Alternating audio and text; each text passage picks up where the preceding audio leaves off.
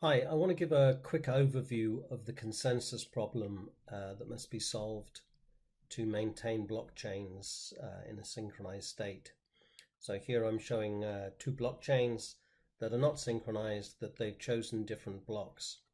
And so we have this consensus problem of how do we arrange so that even in an asynchronous network where the only means of communication is by sending messages that may or may not be delayed, how do we ensure that we can drive consensus? So that's the problem. And it's used in driving consensus in what we call Byzantine fault-tolerant algorithms, where some of our messages may be false. So the general approach to this is that we choose a number of leaders at random. So we have, and this is used in Hyperledger, for example, in permissioned blockchains, but it can also be extended to non-permissioned blockchains, as with Algorand, Professor Silvio Micali's quite brilliant algorithm, and I'll describe that a little later. But in general, what we want to do is, out of the nodes in network, for example, say an Ethereum network, we choose a number of leader nodes, and we can do this based on how much stake they have in, how much ether they have, for example, which would be proof of stake, or by some other means. But here, let's just assume these are all equal participants, weighted equally. We can extend it to different weights quite easily. So now we've got a number of leaders. In the algorithm by Micali, and also in one called Gossig, we order these leaders. So I'll describe exactly how that works later, but let's suppose we have some ordering. So leader number one is the most important. If they're not responsive, then we're going to take leaders number two suggestion and leader number three, etc. And we can have enough leaders that we know we'll get some response from the leaders, even if other people are not on the network at the moment. So this process of choosing leaders out of the community is called solicitation. And so the general approach is that the leaders broadcast their choice of block and their leadership status. And it's a question of how do we know who's leader number one, etc. And we'll come back to that. But the idea is, based on these leaders' messages, in the next round, the leaders, so these leaders they choose a block and they broadcast it out, and then they cease to be leaders. So there's only one broadcast they ever make. So it's very difficult to attack them, because by the time you know that they're a leader, then actually not a leader anymore.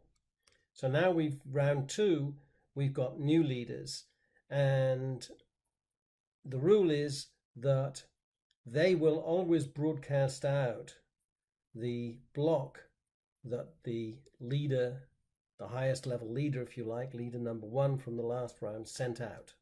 So now these people broadcast out, they reach some consensus and broadcast out a block that everyone agrees on. So now, how does this solicitation work? Well, what we're going to do is we're going to take some shared secret. So this mustn't be a secret that maintains constant. We need it to change with every block. So what we're going to do is we're going to choose Q, the hash of the last block.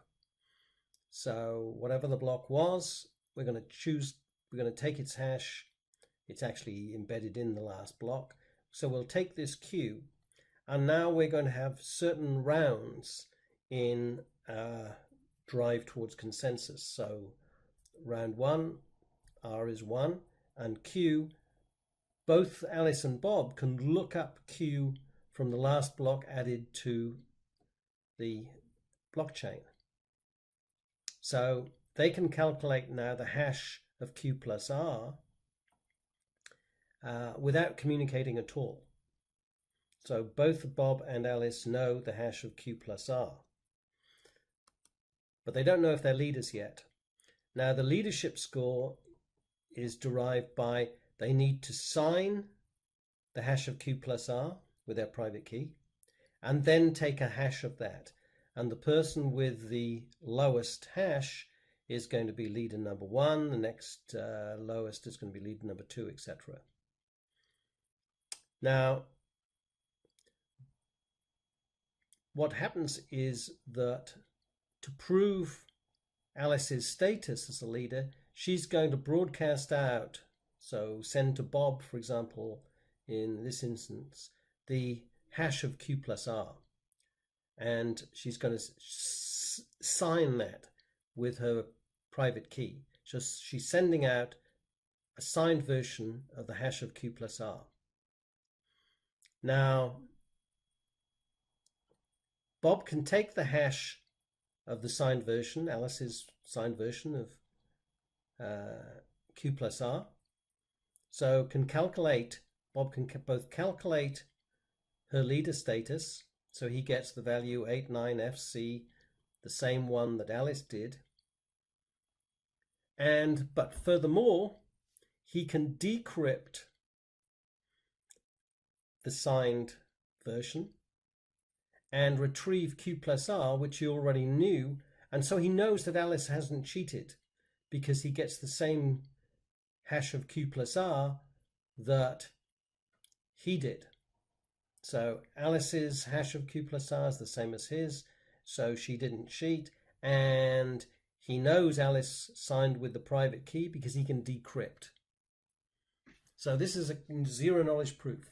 Alice has proved to Bob her status without revealing her private key.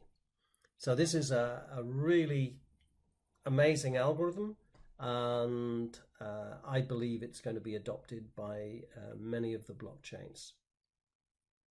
Okay, I hope you enjoyed this.